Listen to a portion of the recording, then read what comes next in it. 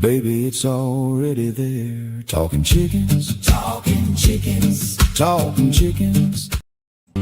Down by the coop at dawn, sun on the feed sack floor. You hear a little rumor come scratching at the door. Mike and Matt are laughing by the old wire gate.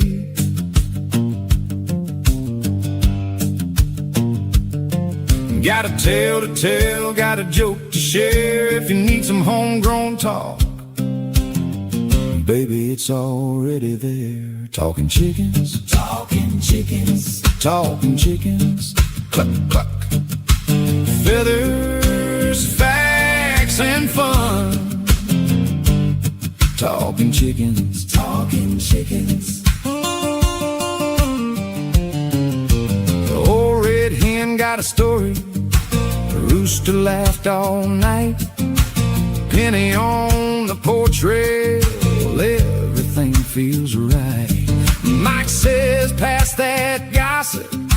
Matt says, let it fly. Shake that tail, now step in the yard. Every little leg sound hits you hard. Talking chickens, talking chickens, talking chickens. Cluck, cluck. Feathers, facts, and fun. Good afternoon, everyone. Welcome to Talking Chickens number 77. It's supposed to be with Don Karasek, but as of yet, we don't have any Don Karasek. So we've done it before. Here we go. Don joins us. He'll join us. If it's not, you're stuck with us. We must be big time now, Maddie, because we got an intro. Got an intro and a song and a new sponsor, the Nankin Club of America. Well, thank you. Yep. Laura Ashley and crew. So that's really good. Thanks to those of you joining us live. There's 6 of you now. There's 8 of you. So there's more than just us. That's a good thing. Well, Matt, we might as well start out. Anything new? Trying to think. I did a proofing on the yearbook, so I think it is at the publisher, I believe.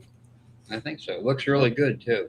Yeah, it does look really good. Hopefully, in the next few days, we'll be able to get the digital copy up so people can look at it and download it and get that part of it done. But I think that we did the final proof and it was ready to go. I think there's still a few leg bands left, and I guess the rest of it's just getting ready for Lodi and Columbus this year.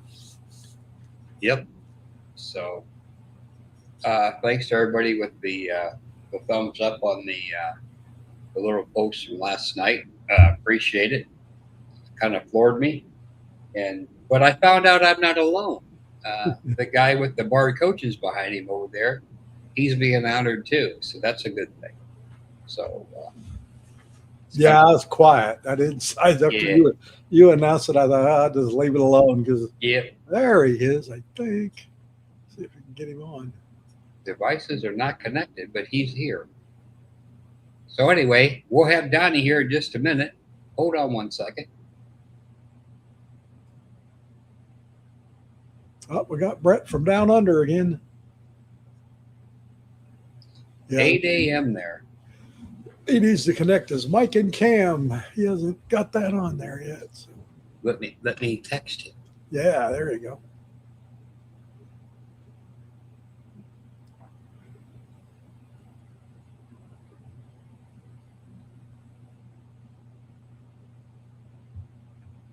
We are live. Yeah. I can't think of anything else to say, I guess. Shout out to our old buddy Bill Wolf. I think he was 80 last weekend. Yes. They had a party for him down there in Connorsville. Yep, I couldn't make it. Sorry about that. But I couldn't be there. Good evening, Greg. How are you? 8 o'clock, 8 a.m. So that's 14 hours difference. So it's tomorrow there. You want to check the races tonight at the Assiniboia for me, Brett, and tell me what won so I can bet it. Just tease. I know it doesn't work that way. If it did work that way, it would be a lot of fun. Anyhow, for me, I guess a few things going on. Like Matt said, the yearbook is at the printers. We're pretty sure. It looks great. Have the digital copy up. Thanks, Sue. Greg Cole finally shut the incubator off. Yes, that's always a good day. It's a good day when it starts, and it's a real good day when it ends. So anyhow, but so that's coming along. Columbus this year is the APA National. Should be another big one. Should be another good one. I see that they did confirm that they will be doing the Poultry Hub for the junior show, kind of a test run, which is a good thing. I hope it works because the ABA National is there in 2028. So hopefully they'll use it, test it out, see how it goes, and I think it'll do just fine. It's done fine everywhere else. So Yeah. That being said, Ethan will be on next Tuesday at 6 o'clock to discuss the improvements to the Poultry Hub and the fall shows that are going to be using it. And any questions you may have, we'll go live with that one too. So that should be a good one. I looked on there the other day for some reason. I looking something up, and there's quite a few shows signed up for the fall. So Yeah, that's really a good thing. This fall promised to be real busy. I think I haven't judged anywhere this summer, but I start Tuesday. I got a fair, an independence fair. No, Saturday. This Saturday I have Jimmy Bennicke's fair in Ohio, and then I have one on Tuesday, and then the Illinois State Fair, and then in September I have the Oklahoma State Fair. Don't think I have, and I have Fulton County Fair, which is the end of August. So I've got actually have four fairs within the next few weeks. Then that one, and then it comes October. Then that's when the ball really gets rolling as far as judging. Florida, the Greenville show here in Dayton, Ohio. Matt and I aren't judging, but we're generally always there. So we'll be there. I had to cancel a couple of shows later on in October. Sorry about that. November, off the top of my head, the Ohio National. And I've got a youth show in Florida this spring. I was going to say late winter. We'll see how things go. I'm going to be gone a lot, so I really don't know how this is going to work. So, but we'll figure it out. So, evening. his ear must have been burning. Yep. Well, it might not be Jamie, but I bet you it is. Probably in between shuffling birds from fairs, I would imagine. Yeah, I didn't know you guys had any time after all the fair stuff. Hey, does anybody out there, while we're waiting for Don, I don't really know what happened to Don. Says his devices are not connected. I told him, but he's like disappeared off the face of the earth. So that's the way it goes. Any questions? There's 18 of you in here, and that's great. But if you got any questions, because we're just winging it tonight, we didn't have a damn thing. We usually don't prepare much, but we were less than much this time because we kind of knew what we were going to talk about. So Plus, we coming off of two humdingers with Don Schreider and Dan and Orr. So yeah, it's kind of hard to top that. Yeah, those are really good. I thoroughly enjoyed those. I enjoy all of them, but I thoroughly enjoy some of them even. I like hearing the history and the lore and different ways people do different things, you know. I actually took his advice, so I got some little misting bottles, like they use on the Yep. horses. 2 of those, and I use about a tablespoon of glycerin and fill that full of water. And I've been misting the leghorns here. The cockerels does look a little rough in the tail, so and it does help. So that's a good tip that we got out of Don's. That's Diana. So that is Jamie. Hi, Diana. That is Jamie. We're glad you're here, Diana. Not saying much about the other one. He's here. So I've Anyhow, been doing that. That's a good idea. It is because they tend to have a lot of feather, and it just always looks shitty. I guess ratty, I guess is the word. And Unkempt. yeah, I mean, it's just kind of everywhere. And then it'll just pop out, but it does seem to be helping with missing them a little bit. So Sue's got a hell of a question there, Matt. Maybe you've got an answer for it because I really don't know. I haven't seen it yet. Oh, there we go. I got to know. No, I don't. You do. How can a club get people motivated to help and be involved? Good question. Yeah, that was actually another one too. We had online that in the messages and the PMs. I think he may be here. There he is. Sorry about that. No problem.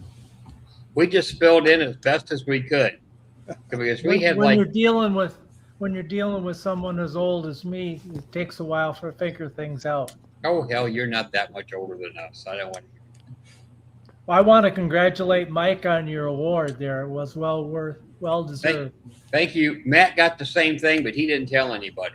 Well, Yeah, congratulations to both of you. I'm more modest.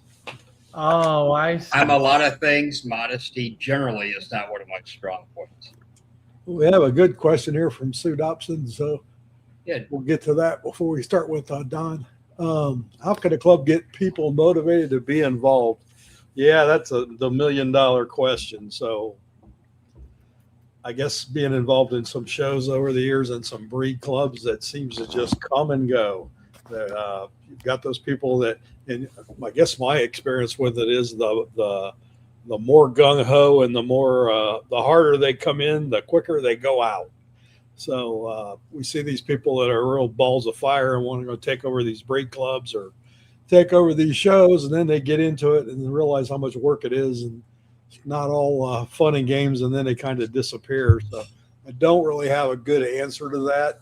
I always hope. I know that, every year at Columbus we seem to have some younger people and people with children and come to help set up and tear down, and that's always a good thing to see because that there's some longevity to it. It's not just a bunch of old men doing it. And usually when you get to your tear down and you're looking around and it ain't nothing left but old men, that's when you got a problem. You need to get some newer blood into the club and get people motivated to do it. But And I think to get people, it's a lot like running anything, whether it be a business where they don't get paid. So that's always a thing. But it's I don't mean to sound crass like the clubs aren't this way. I'm just telling you my ideas. Is to treat them well, take their opinions seriously, value their opinions. Now, a lot of times their opinions are wrong, but that's okay. And don't give them the, we've always done it this way, so we're going to do it this way stuff. Because if someone tells me that, usually it's just kind of piss on you, then go downhill. I offered. So kind of take value in that, treat them right, give them the credit. It's like if you have horses and, there's the guy out there winning, he's the trainer and getting all the glory. Yeah, he is. But you know who takes care of them horses? 24/7, 365, the grooms, the people that muck stalls for them, the people that walk huts for them, the people that.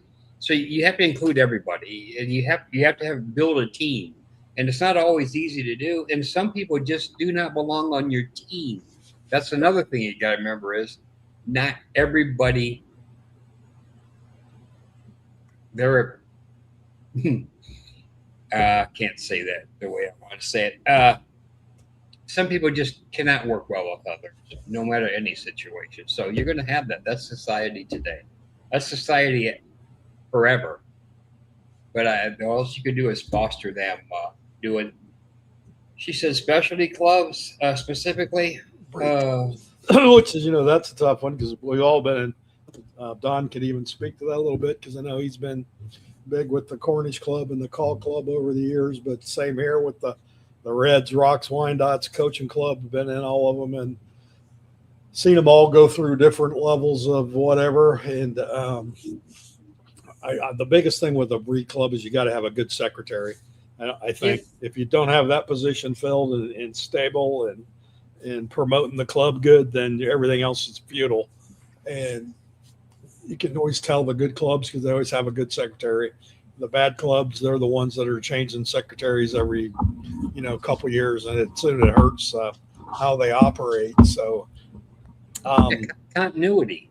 There's no continuity. You don't know who to respond to. You don't know who to call. You don't know who to ask. If you do email them, they never get back. We can't have that shit. You have to get an answer in a timely manner, and you have to take everybody's silly ass questions. Some of them are silly, but then you think they're not silly because they don't know. So you don't know who you're dealing with.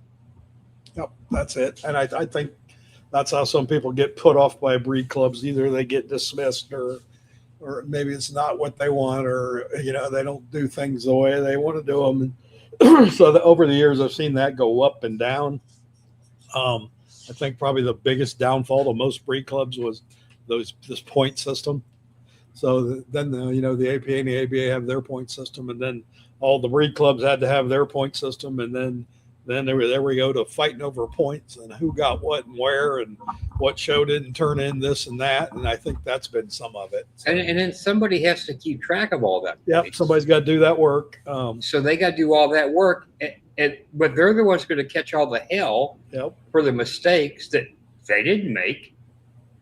Having done that both for the Rock Club, I was their points chairman for lots of years for Chuck Keene back when he was secretary, and I actually did show report processing for Karen for a while for the ABA.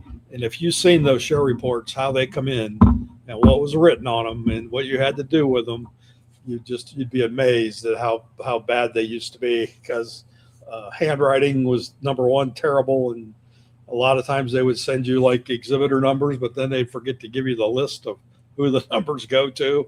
I mean, there's all kinds of little things there with doing show reports. So it's a tough job, and I think that's what it is. People don't appreciate the ones that do it, and the ones that do it get burnt out real quick. So, So I don't really have a good answer for you, Sue.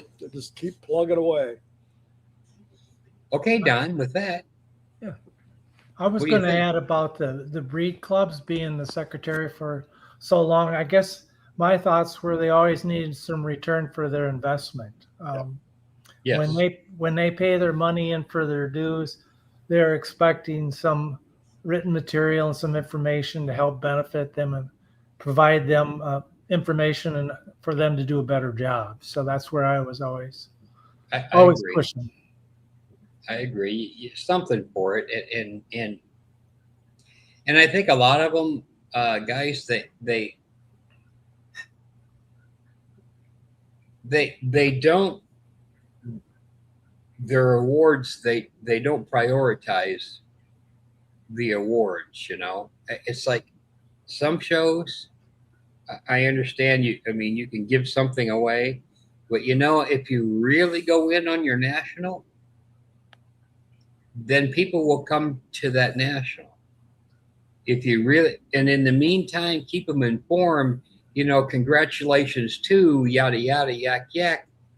That's real important too. But so many times the nationals of the breed clubs just fall off the cliff.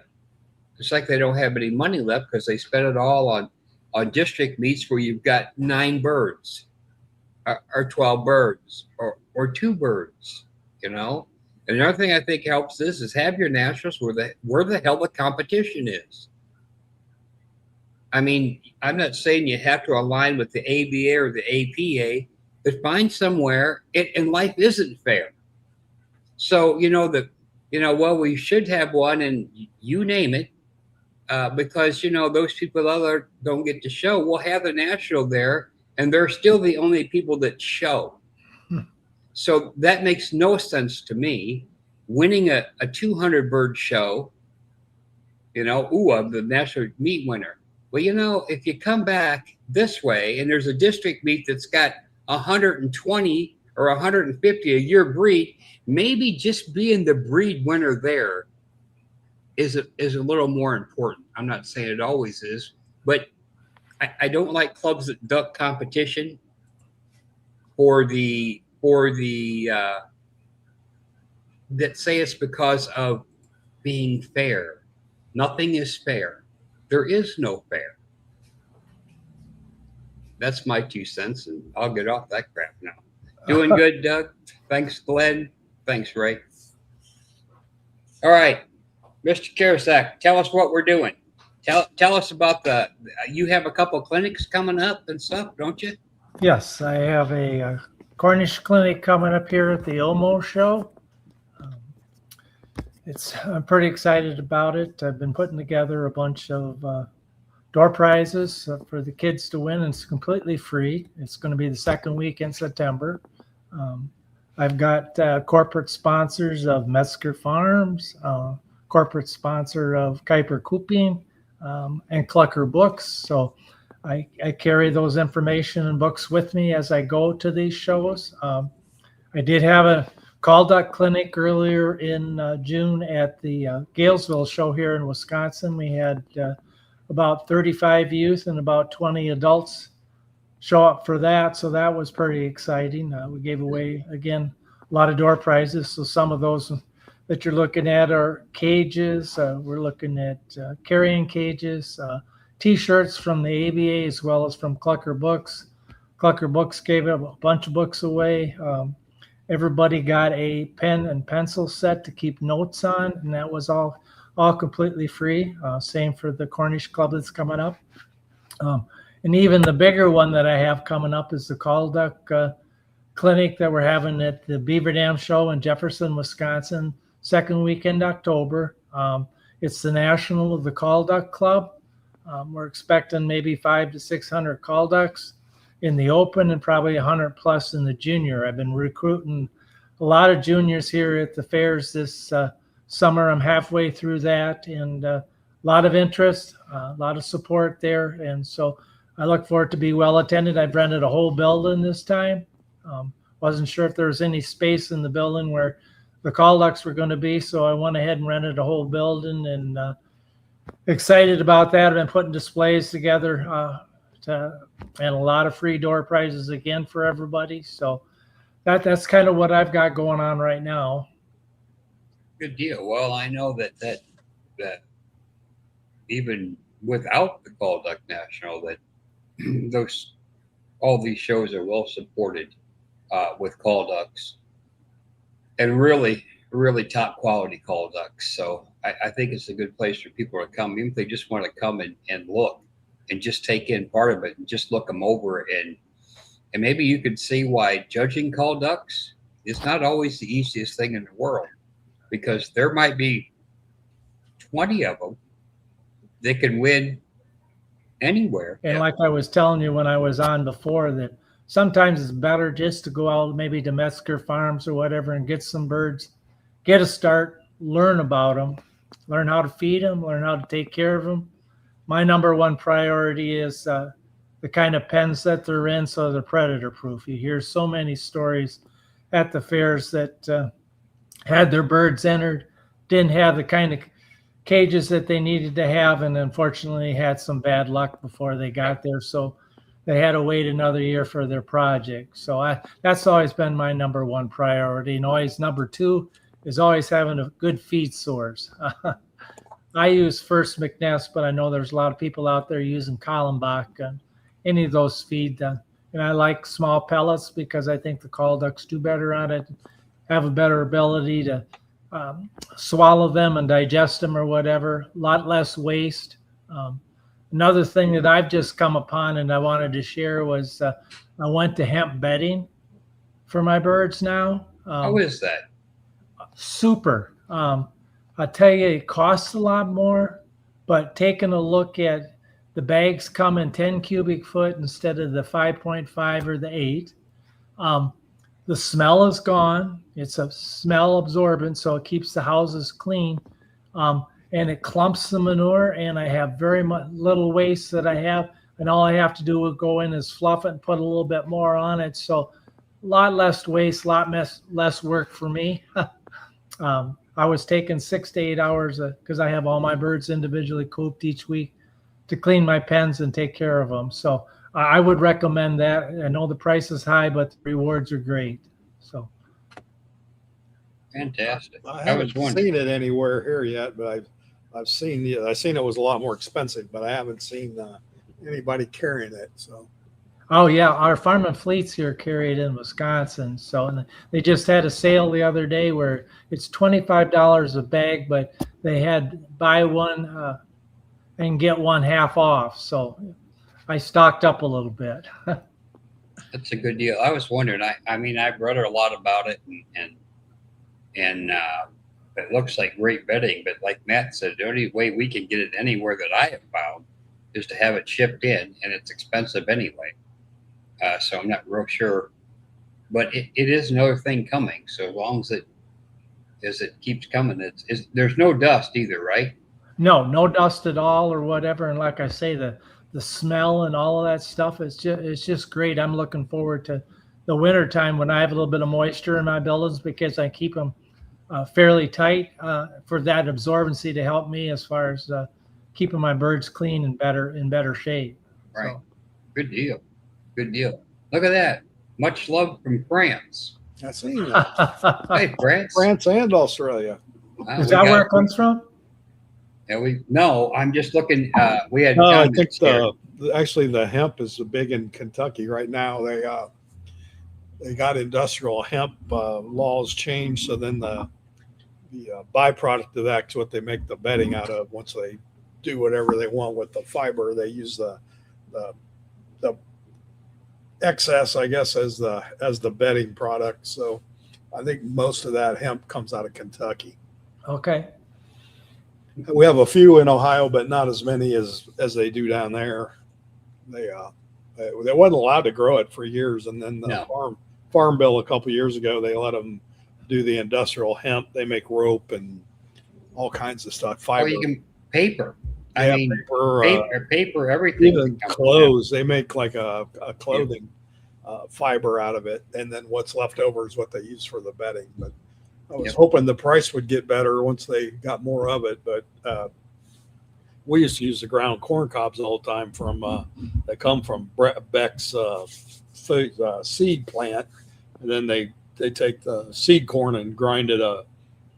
Cobs up. We grind the cobs up after that, and they're fairly clean, and it's a really good bedding. But it's kind of seasonal. You only usually get it in the fall when they're taking the seed corn off, and then they kind of run out of it. But Rural King had it around here for a while, and I really liked it. But Yep. I haven't been able to find it for the longest time. The last I got was at Rural King in Marion, Matt, and Yeah. they had a boatload of it. And I think I got 10 or 15 bags, and I'm telling you that stuff outlasts shavings so long and looks good all the time and absorbs so much more than wood. But I think the hemp would be fantastic. I'll tell you what we used when I was younger, when it first started. Clay Dove was the one that got me on them, but it was ground peanut hulls. Yep. So they would bring the peanuts in down south and shell them for eating or whatever, and then the hulls was like a byproduct. Well, they put them in these brown bags. They were pretty good size. They were probably 10 cubic foot. They were huge. They were. I mean, they held a lot of peanut hull, and that was the best bedding for coachings that there ever was. There was one downside to it. When you say peanuts, the mice, they just love that shit. Mice are terrible. Mice would go crazy for those and make nests in the peanut holes and whatever. So you had to really watch your mice because they brought them around. So we got the calls covered. What's going on with the Cornish? Well, I'm still writing a monthly column for Bill Wolf's Poultry Press called the Cornish Corner. So I try to share my thoughts and my ideas and whatever with families. I know there's a lot of people out there that read it. But they contacted me. I know Dave Anderson got a hold of me and liked my articles on talking about the old time breeders that really set the pattern for us here today, which we're really lacking in, I think, as far as Cornish people. But I've had a good year in the Cornish myself. My birds didn't decide to lay till middle of June, July. So all my brooders are getting full right now, and I'll continue to go until the ladies decide to take a little break. So, but see a lot of promise there. Like I said, I do AI all my birds, so I enjoy that aspect of it and to see the results of it. So I'm seeing improvement. I've got 5 colors in the Cornish Bantams, so trying to bring the white lace reds back. That's a long road, but It is. It's a beautiful bird, but it's rough. The variations of the color and the change that they go through from one year to the next is amazing. It's fade. Well, like sometimes get better, more pronounced. They never will ever be, I don't think, as good as the large fowl because you're working with a larger object with a larger feather pattern. But they still are beautiful when you get them right. So yeah, they're pretty birds. They're one of my favorite colors. Yep. And I've been doing some crossing. I crossed the white in the white lace red because I didn't have a good white lace red male, and believe it or not, I think I got 90% white. And I got some of the traits from the white lace red that I wanted into the whites because they go all the way back to Brett Bryan's birds, and he's always had a massive head on those, and that's really transferred into the birds that I'm breeding now. So hopefully when I bring them out or share them with people, they'll see the improvement that I've made on them. Good deal. Yeah. I know Kelly's got some really nice ones. Kelly Yes. She has. I've handled some of her. Teresa really nice Anderson birds. does too. Yeah, Teresa. Her grandkids had a white lace red female one time that was in the junior show. I think it won best of show. It was as good a one as I ever seen. Uh-huh. Yeah, when they're done right, that's one of those breeds. There's a lot of wasters. There's going to be with that color pattern, but as long as you got the type first, yeah, like we preach on here, you got to have type, or you just got a chicken. That's right. And I've noticed that it seems not. I haven't seen it at the shows, but the number of people raising large Cornish is going back up. Yes. And I think that's a good thing because I've really always, well, I like Cornish, but a really good large Cornish, I don't care the color. They're a really, really neat bird. Yeah, some of that can be attributed to Russell Roy there. Now he's been been selling white chicks there, and Richard Tigney's got some, and he's been winning grand champion with it. And so he's been dispersing those all around. So it's getting the white ones out there that helped. And I think Rick and Sarah Dolph are doing a super good job with the ICBA as far as promoting the birds, as far as they get out to the shows and the promotion of them or whatever. So the exposure and the constant influx of that helps put the Cornish back at the top where I think they should be, at least in my mind. Yeah, I mean, when you get them, and if you show enough of them, and they're consistent, and you start whipping some Orpington butt and some Australorp butt, then people will be more interested because they see them winning. Unfortunately, that's the way it is. Yeah. Either you just love the breed, or you get them because you can win with them. That's true. You got two objects there. Yeah. And earlier this year, I took a trip down to Brandon Taylor's. I wanted to see his birds or whatever, and I was really impressed with the birds that he's put together this year. I think he's got a knack. he evidently, like he said, had a good relationship with the Cornish gods. so they're looking favorably on his offspring this year. So he's got some nice birds there, and he'll be able to share some, I think, this and fall. he can raise a bunch of birds. Oh my God! I mean, his numbers that he gets out of bantams. I mean, before he got the large fowl. I mean, it's like I said, how many do you raise? I mean, it was unbelievable because most of us, well, me, I've always struggled with Cornish. Struggled. I could raise thousands of anything else. I hope that, if I could raise 5, I was never good at it. And I think it's because, I think I was divided. I mean, they were never the lead thing, right? The coachings were. Uh-huh. By the time you're done AI and coachings, when you have blacks and white, I really didn't give a shit if the whites got done on the schedule or not sometimes. And I think that was part of is most things. They're our fault. I mean, there's nobody else's. I mean, whatever you do, it's your fault. So what's this here, Matt? I've had this problem, and it's a tough one, and I don't really know what to tell you. He's having Fox get stuff in the daytime, and I've had him jump a fence and take, hens out running right in the daytime. And the only way I ever got rid of foxes, and it's funny, but if you have coyotes, you won't have foxes. And when the coyotes got bad around here, the foxes are gone. And I haven't seen one since. So I don't know if there's any solution other than they don't like dogs. If you've got dogs around, they don't like the smell or they don't like to be in an area that a dog frequents, I guess is the thing.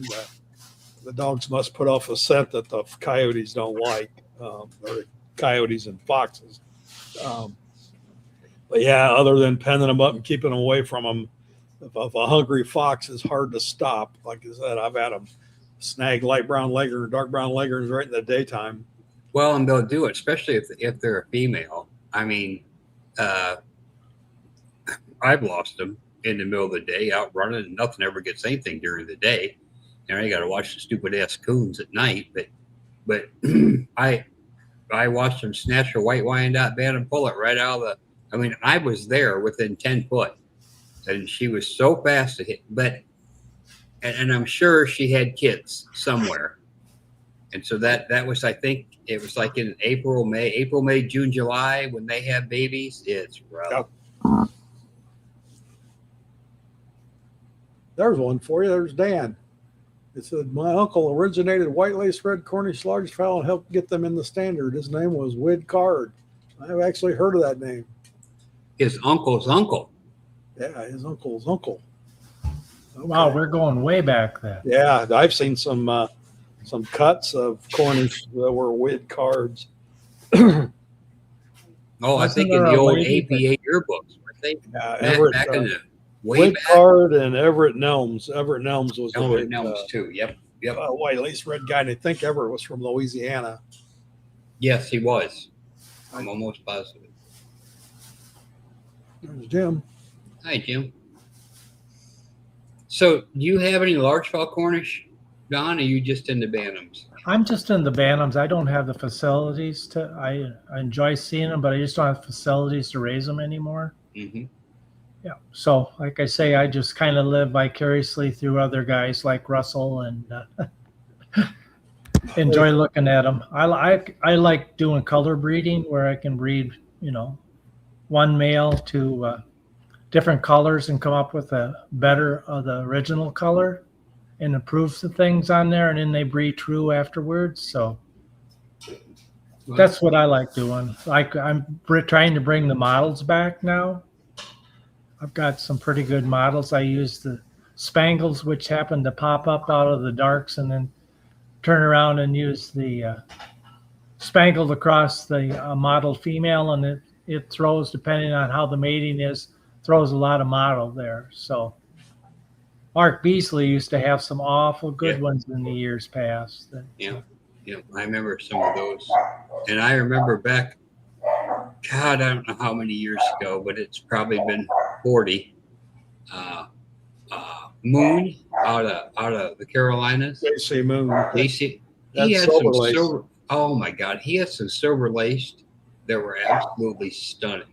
Yeah. He The had, females, he especially. had silver laced. I remember one time in the early '90s, Was he it was at 90s? Columbus.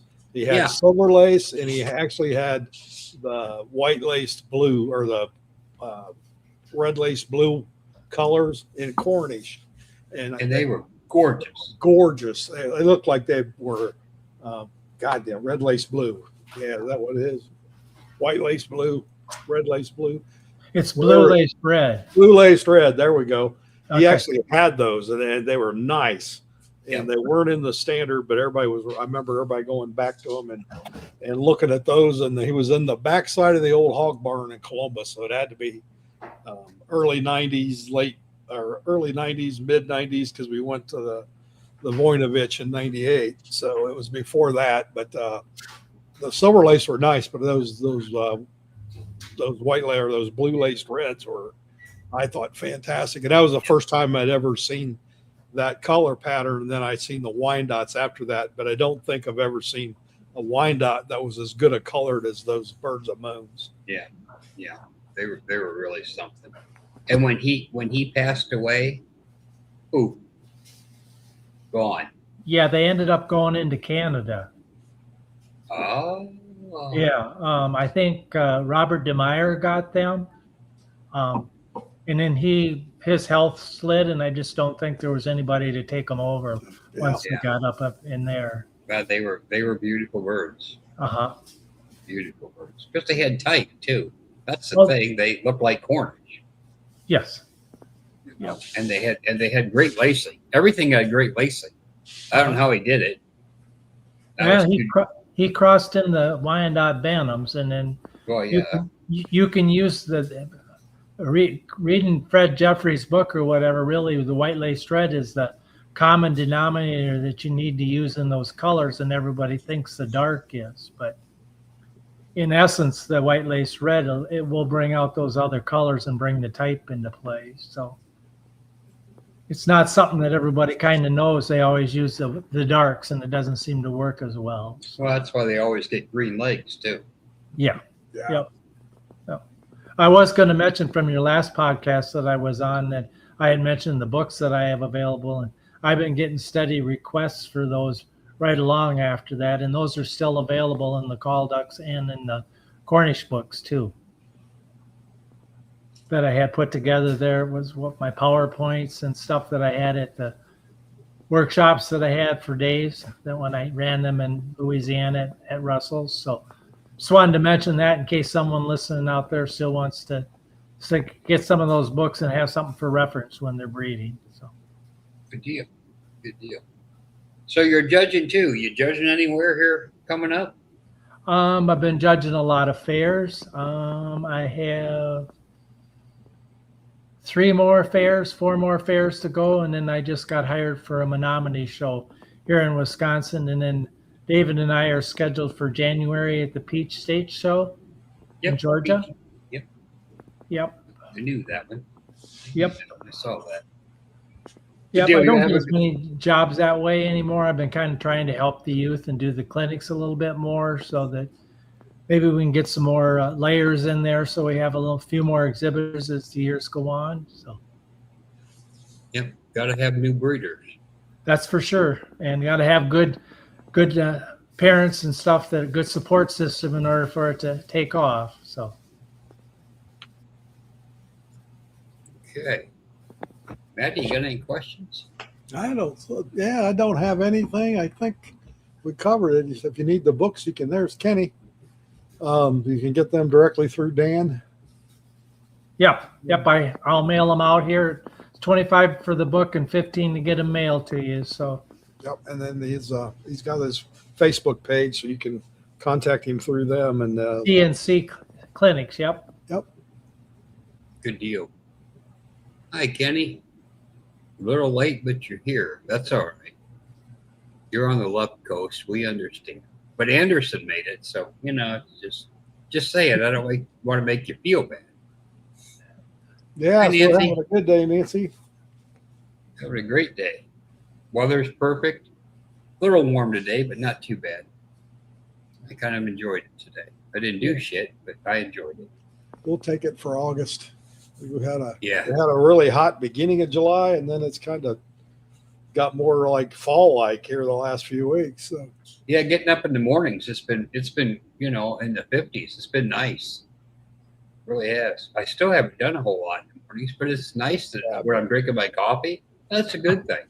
I think about doing more than I did yesterday. Yeah, I think about it a lot. And then I get tired from all the thinking and I lay down a while and then I'm okay. And then it's too hot and I ain't going out. I'm in this never-ending hamster wheel of moving chicks around. So when I think I got them about where they need to be, then I got to make more room. So I need to finish some of that up tomorrow, get some stuff separated and moved around, and do that dreadful culling of a few things too. So I'm going to help on that. Yeah, the bad thing about Chanticleers is you get every comb in the standard. So they throw pea comb, rose comb, single comb, cushion comb, and some combs I don't even know what the hell they are. So Nope. we have I've to got a go name through for them. I'm those not and- going to say it here Yeah. because there's children probably on here, yeah, but I've got a name for those combs too. So one thing I know about cushion comb is it is not dominant. So I get on these Cornish guys that show these birds with cushion combs and not a good pea comb, and I tell them that that cushion comb is not dominant, and you can get it out of there. Because we see that's my biggest complaint. I see too many Cornish that no longer have pea combs. You can't see the three ridges of the pea comb, and it's just a Not big at all. blob. It's a little more prevalent on females than it is on males. Yes, exactly. And then the APA allows it and the ABA does not. So it kind of puts it in kind of a Conundrum. 4-point conundrum. Yeah, there you go. Conundrum. That's the word. It's my word for today. Conundrum. All right. I looked it up before we come on here, but don't ask for the definition. And I don't spell it correctly either. So anyhow, good. Yeah, I heard you and your son were heading down. You'll have a really good time. Really good people. Yep, I'm looking forward to it. Yeah, good time of year to judge them down there because they're just coming into their peak season when the birds are kind of flush. So Exactly. and it can get out of the cold too. Yeah, there you go. Yeah. And we used to at that. That's the one in Perry, Georgia, right, Yeah. Mike? Yep. Yeah. We used to, when I showed dwarf rabbits, they always had the dwarf rabbit national at that facility, and there probably isn't a facility second to none in the country. It's unreal.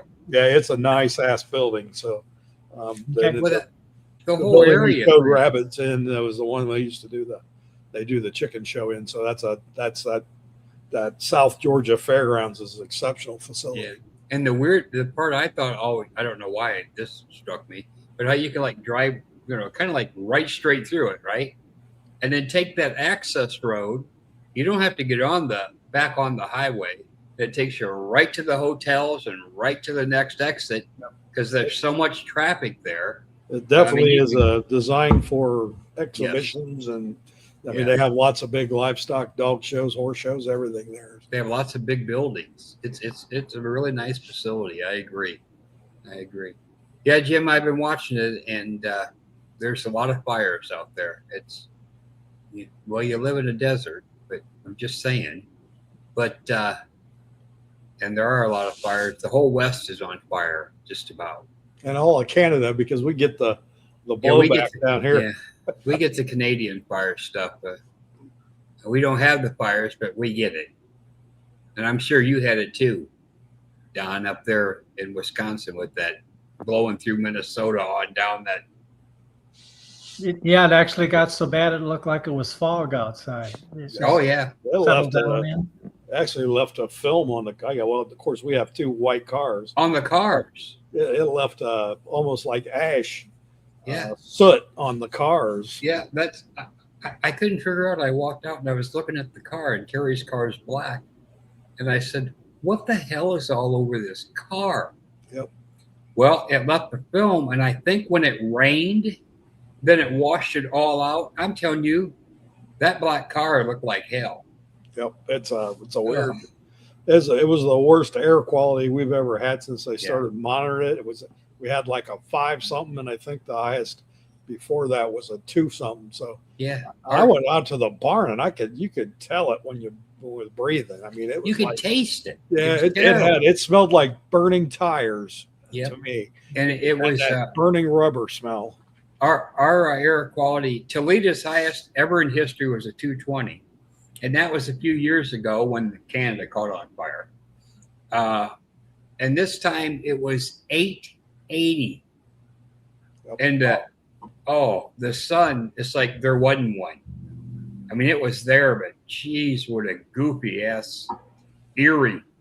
It was really eerie looking outside, and people just stopping and looking around like, what the hell?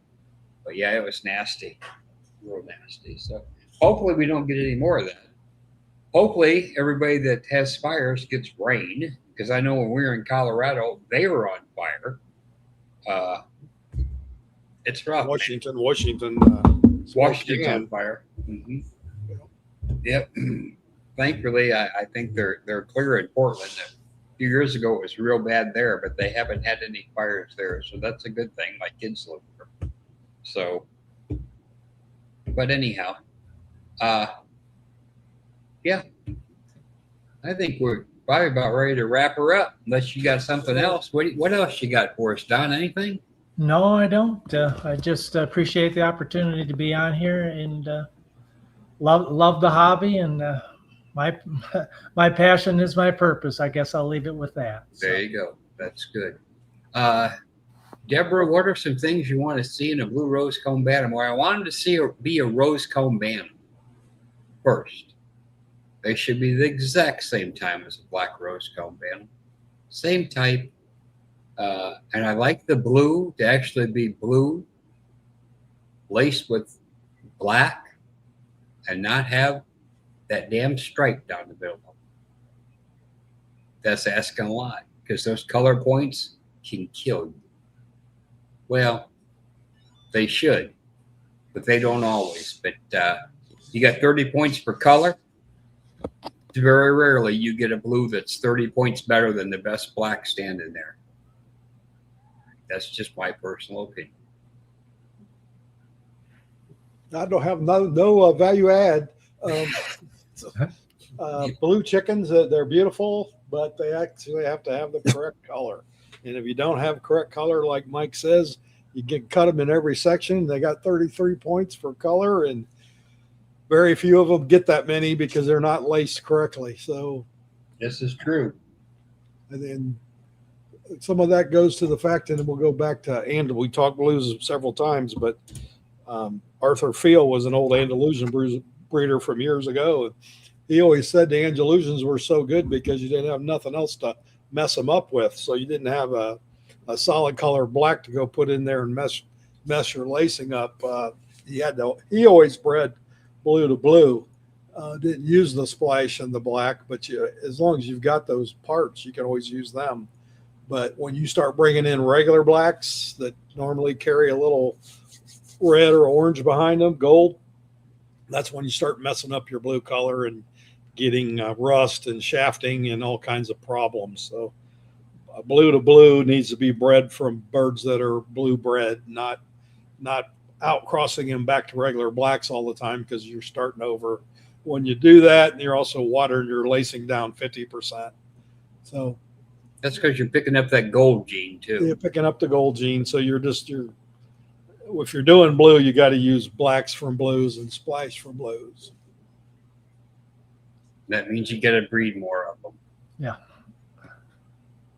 All right, gentlemen, I got to head out here to do chores. So. All right, Don, take care. Thanks for joining us. We're going to stick around just a little bit longer. Okay. All right. Well, thanks again for having me on. No problem, my friend.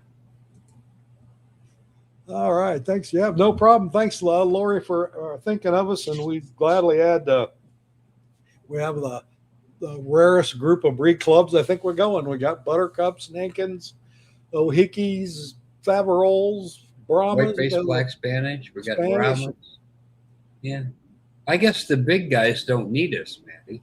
No. Maybe the big guys should double think that. Yeah. I don't think the big guys get the pub. But hey, that's just me. Tyler, I have nothing scheduled on the 25th, my friends. If you think Matt needs help, let me know. I do. Hold on. Okay, had to correct the dog.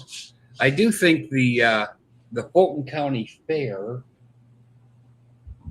is this September or August? It's August. It's Labor Day, Saturday before Labor Day, and then or Friday before Friday. Labor Day. Yeah. So it can be August or it can be September. It is. I believe that it is August the 28th. It'll be that same week because I'm pretty sure. Yeah, it's the 28th. Yep, it's the 28th. Actually, I have here October the 4th, but I know that's incorrect. Or September the 4th. Well, it's one or the other. But anyway, I'm hoping that The 25th. Yeah, I think I had marked down that for Tyler's Fair, for Greenville Fair. So yeah. He says you might need help. What kind of help we talking, Tyler? I know last year Ron and I did it, but how many did you? I was thinking Tyler had a couple thousand. They always have a good fair. Pretty good sized waterfowl and a large fowl open Bantam Open show.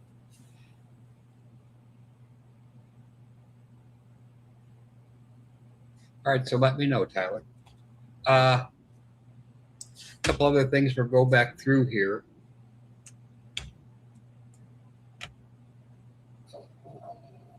Some of the things in a roast home bantam, that's cool. Oh, we said around. Yeah, Laura, the white lace red Cornish bantams they've been around a long time. They're a beautiful bird. In fact, one of the best breeders in history used to live in when he was alive was in California, and that was H.L. Lowe. He had really good. The females were just outstanding. We're talking a long time ago, back when I was a kid. But yep, they're a beautiful bird. A lot of wasters. A lot of wasters on those. Quill mites. Oh, they're a bitch. What did we do for those, Matt? So you're talking feather mites? Feather mites. Yeah. So there's several ways to get rid of them, but I found the front line, the Taurus, is the best way to get rid of them for good.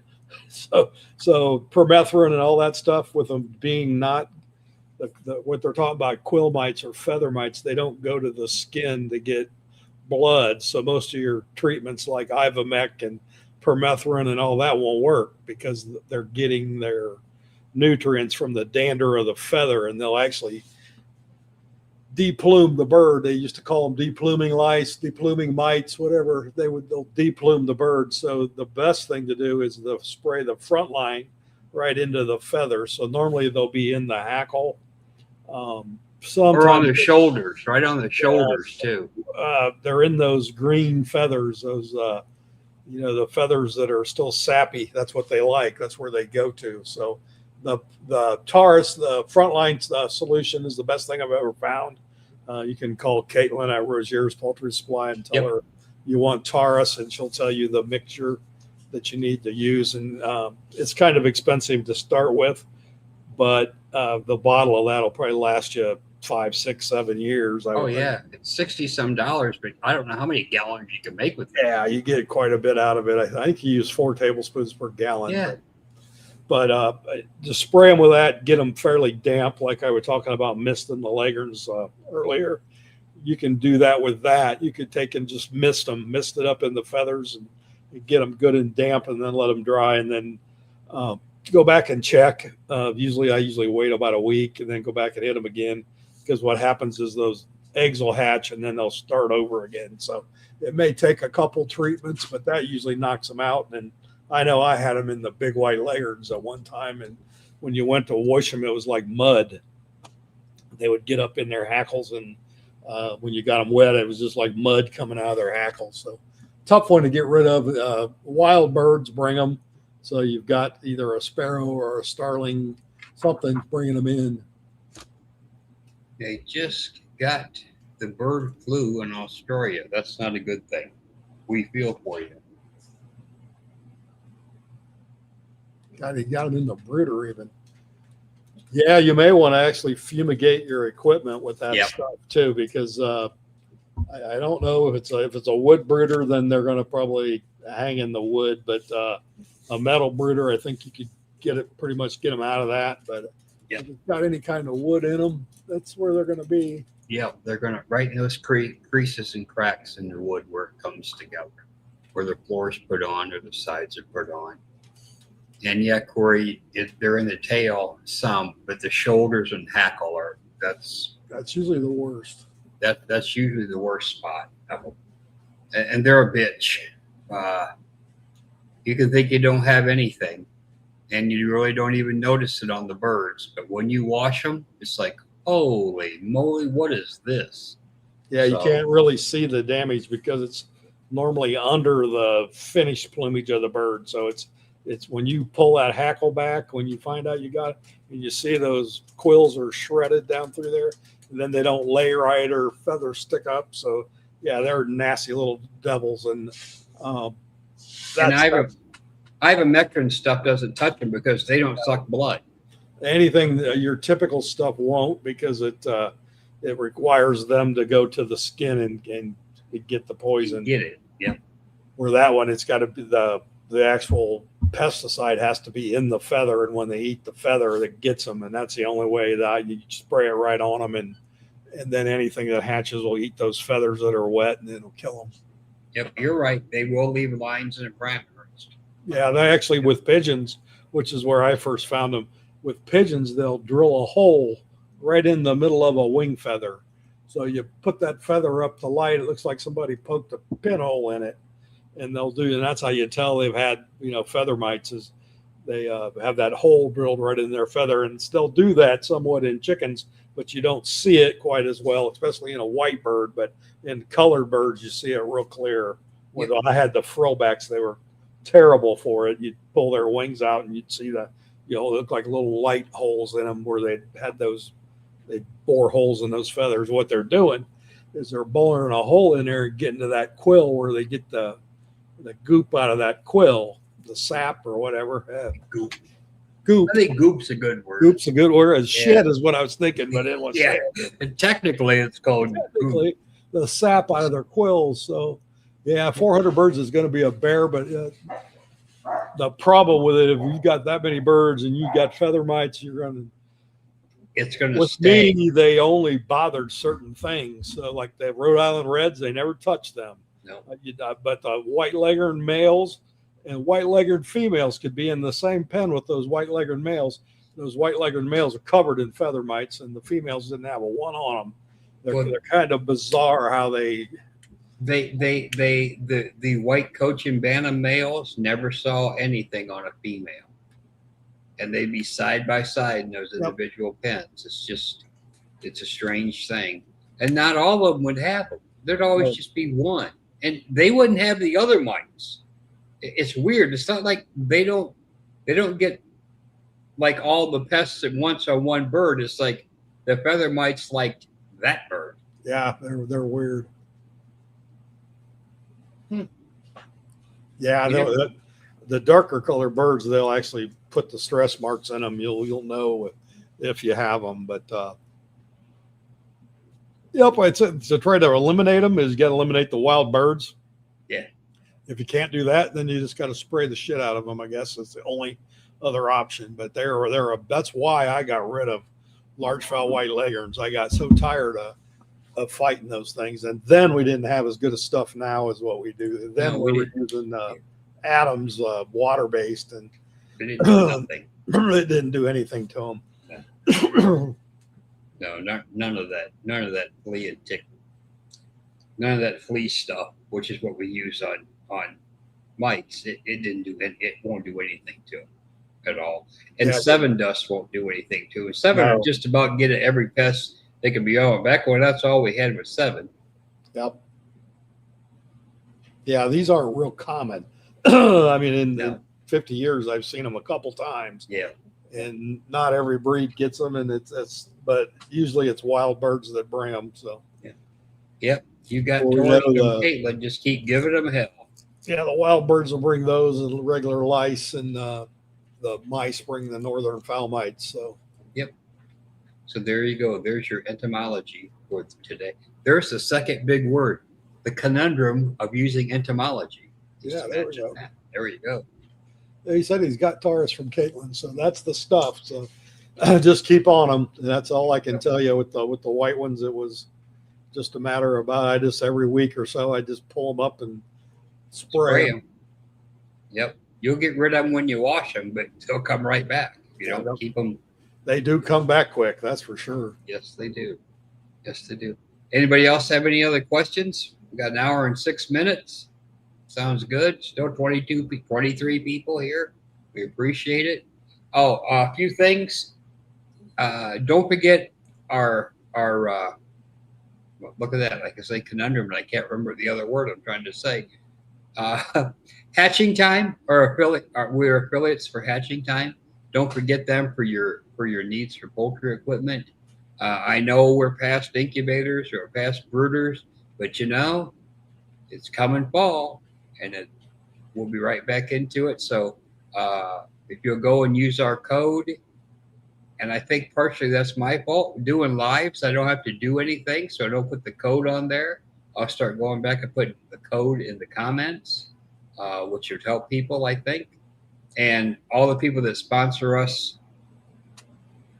as you can see before and at the closing of the show, thank you for the opening and closing little ditty. That's your uncle, your cousin made that his for boy. us. He's a DJ, so he plays with the AI and did our theme song for us. Yep. So I appreciate that. We're over 500 subscribers. Yes. There you go. Love the affiliate links and the early Christmas shopping list has started. Oh, won't be long. I know I was at Cracker Barrel and Sam's the other day, and they got the damn Halloween stuff out already. And it's just July, just now August. It's my God. Yep. It's that time. Back to school's over. They went right to Halloween. Yep. Merchandising. We're gonna have the pumpkin spice lattes pretty quickly too. So thanks everybody. Thanks to our sponsors. Thanks for joining in. Don't forget next Tuesday we'll have Ethan on here, and we'll talk more about the updates and stuff to the show. The Poultry Hub. To the Poultry Hub. I knew it was there. To the Poultry Hub and all the fall shows they're covering. And he's got some new neat features on there I think that everybody would enjoy. So tune in for that. If you have any questions, just load them in here. Thanks for all the congrats and everything on the honors that Matt and I got. We appreciate it. Didn't plan on it. Never tried for it, but we got it. Yeah, there you go. Yeah.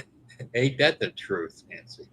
So, hey, and Nancy and Kenny are on here every week with us for a little bit anyway, even though they have busy schedules. Go to their website, go to their YouTube, and get in depth on these things. Most of you do not have game file, makes no difference. They can do it right, and they could teach you how to do it right. I know I've got a lot of really good tips from them. I've learned more from, as we used to call them in the old days, cockers and horse trainers, old timers, on how to feed and stuff than anywhere else. So remember that. Join the ABA, join the APA, get the standard perfection, and read the damn thing. And take it with you to the barn. Here's a thought. Take it with you. Take it out there and look at that and get in your head what they're supposed to look like. Look at the good pictures of what that interpretation of the standard is. Learn how to interpret these things. Use that scale of points. It's call season.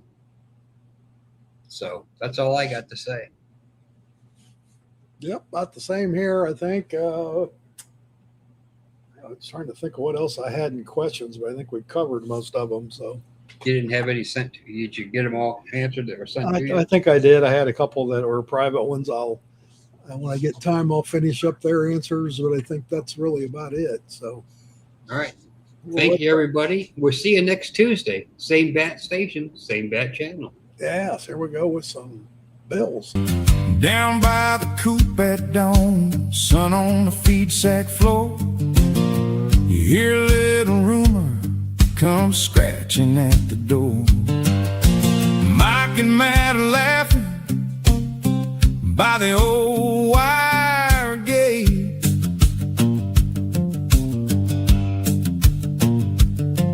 Got a tale to tell, got a joke to share. If you need some homegrown talk, baby, it's already there. Talking chickens, talking chickens, talking chickens, cluck, cluck. Feathers, facts, and fun. Talking chickens, talking chickens. The old red hen got a story. The rooster laughed all night. Penny on the porch rail, everything feels right. Mike says, pass that gossip. Matt says,